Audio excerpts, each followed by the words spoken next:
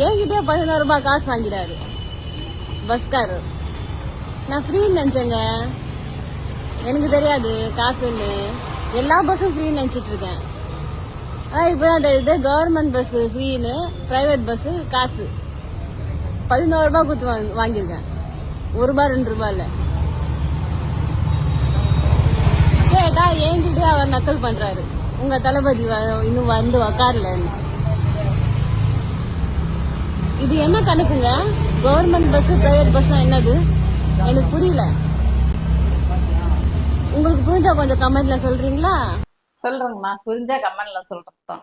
என்கிட்டயே 11 ரூபாய் வாங்கிட்டாங்க. பேச்ச பாருங்களேன்.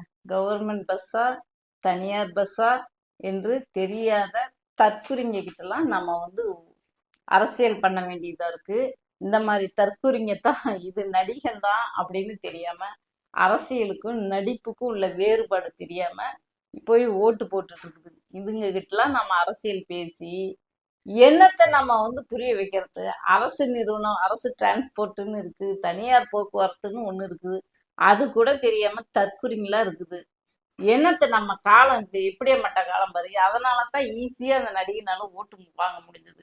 ஒரு பிரச்சாரத்துக்கு போகல, அப்படியே பிரச்சாரம் ஃபிக்ஸ் பண்ணாலும் கேன்சல் பண்ணிட்டு போய் வீட்டுல உட்காந்துறது, 6 மணிக்கு மேல செல்ஃப் எடுக்கிறதுல.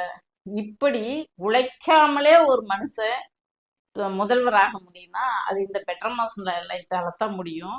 அது இந்த மாதிரி தற்குறிங்க இருந்ததுனால ரொம்ப ஈஸியா திரை கவர்ச்சிங்கிறது சாதி மதத்தை விட ரொம்பவும் மக்கள் மத்தியில, மக்களுடைய உள்ளங்கள்ல போய் ஊடுருவி போயிடுது அப்படிங்கிறது தான் நமக்கு புலப்படுது. பார்ப்போம் இந்த இந்த ஆட்சியோட நிலவரம் எப்படி இருக்கு என்னன்னு தெரிஞ்சுக்கிட்டு தான் ஆட்சியை பத்தி நம்ம விமர்சனம் பண்ணணும்.